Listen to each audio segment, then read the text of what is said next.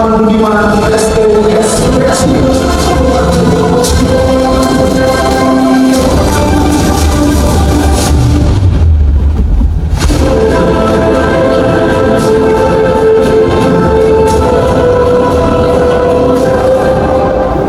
Bismillahirrahmanirrahim.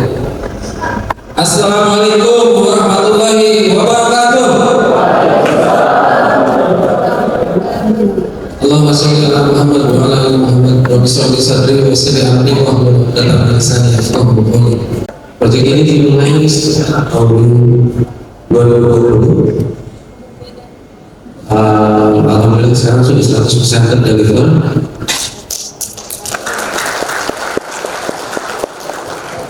Yang lebih bahagia lagi alhamdulillah 100% juga terisi oleh mahasiswa. Dulu di lahan ini kami khawatir karena ada mahasiswa yang akan misi karena memang letaknya jauh di atas bukit dan harga tanahnya juga pasti bakal bikin kalian karena masih di bawah 1 juta, bahkan mungkin ya punya murah banget. Tapi ada 1 miliaran kita bisa jual 1 pos. Dan alhamdulillah sekarang semuanya sudah terisi. Nah, challenge-nya adalah gimana kita bisa mewarnai pos supaya lebih syariah. Itu yang berat.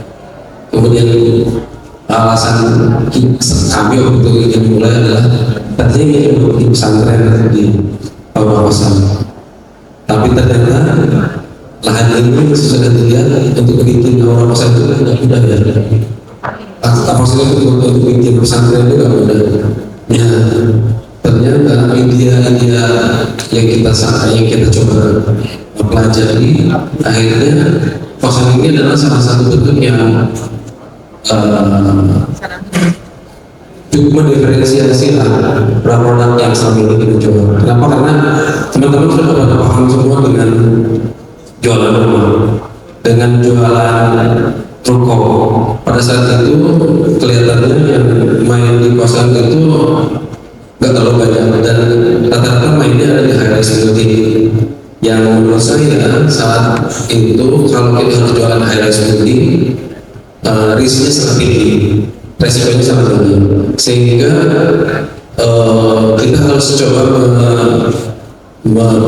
menyiasati supaya delivery customer itu nggak salah, delivery customer tepat. Intinya harus kita coba delivery secara end-to-end. Jadi maksud end-to-end itu adalah kita bangun kos-kosannya, kita penuhi akan transaksinya siapa saja.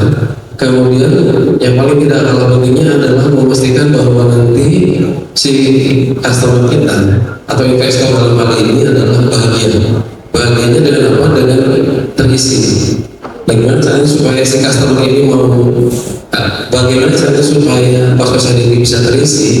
Ini insya Allah akan saya coba menjelaskan sedikit demi sedikit. Intinya adalah polanya kita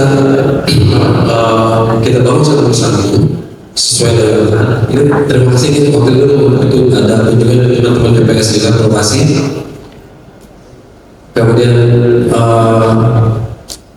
kita juga adalah satu-satunya saat ini yang dianggap oleh provider sebut merek lah ya, saya sebut adalah Nomikos. Itu satu-satunya kos-kosan di Jatinangor yang mulai Nomikos ada masjid di depan. Jadi alhamdulillah kita bisa mewarnai teman-teman yang kos di kawasan dengan adanya masjid di kos-kosan. Dan ini adalah satu-satunya dari puluhan atau mungkin sekarang bisa disebut mungkin sampai 100-an ya, jumlah kosan sekitar Jatinangor itu. Ini mungkin kembali lagi ke masalah yang awalnya dihadapi ini, masih seputar perizinan saat itu. Karena di kabupaten memang agak berat pada saat itu. Alhamdulillah perizinan itu karena diurus sendiri akhirnya bisa ditemui juga satu persatu dan bisa dikerjakan. Hal lain menurut saya ini sangat penting untuk bisa membuat kos-kosan ini bisa deliver ini ke dari ujung-ujung dengan baik adalah dengan cara memilih customer yang juga tipe.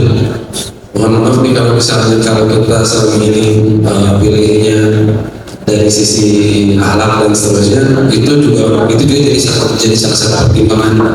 Kenapa?